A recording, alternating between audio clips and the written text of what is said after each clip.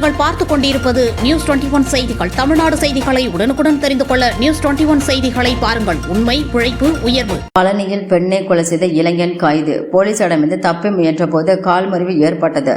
சாமியாரை பராமரிப்பதில் ஏற்பட்ட தகராறு. கொலை வழக்கு பதிவு செய்த போலீசார் விசாரணை மேற்கொண்டு வருகின்றனர்.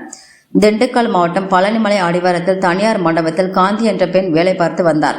கடந்த 11ஆம் தேதி விடுதியில் வேலை பார்த்து கொண்டிருந்த காந்தியை அங்கு வந்த ஆனந்த் என்ற இளைஞன் கத்தியால் குத்தி கொலை செய்துவிட்டு தப்பி ஓடினான்.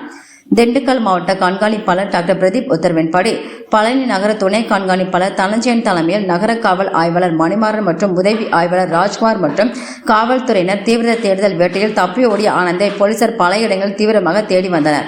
இந்த நிலையில் பாலசமுத்திரம் பகுதியில் உள்ள வட்டார் என்ற இடத்தில் ஆனந்த் மறைந்திருப்பதாக போலீசாருக்கு தகவல் கிடைத்தது. விரைந்து சென்ற போலீசார் ஆனந்தை பிடிக்க முயன்றனர். போலீசாரிடமிருந்து தப்ப முயன்ற போது ஆனந்த் அருகில் இந்த பாலத்திலிருந்து கீழே குதித்துள்ளார். இதில் ஆனந்தின் கால் முறிந்து காயம் பட்டது. ஆனந்தை பிடித்து பழனி அரசு மருத்துவமனைக்கு சிகிச்சைக்காக அனுமதித்த போலீசார் வழக்கு பதிவு செய்து விசாரணை மேற்கொண்டு வருகின்றனர். போலீசாரின் விசாரணையில் ஆனந்த் மற்றும் காந்தி இருவரும் பழனி கிடும்பன் கோவில் அருகே சப்பானி சாமியார் என்ற நபரை பராமரித்து பிழைப்பு நடத்தி வந்துள்ளனர். சாமியாருக்கு பக்தர்களிடம் பணத்தை பிரித்துக் கொள்வதில் ஏற்பட்ட தகராறு காந்தியை ஆனந்த் குத்தி கொலை செய்தது தெரிய வந்துள்ளது. தொடர்ந்து ஆனந்திடம் போலீசார் விசாரணை மேற்கொண்டு வருகின்றனர். சாமியாரை பராமரித்து பணம் சம்பாதிக்கும் போட்டியில் பெண் ஒருவர் கொலை செய்யப்பட்ட சம்பவம் பழனியில் பரபரப்பை ஏற்படுத்தியுள்ளது. நியூஸ் 21 செய்திகளுக்காக திண்டுக்கல் மாவட்ட செய்தியாளர் பாலமுருகன்.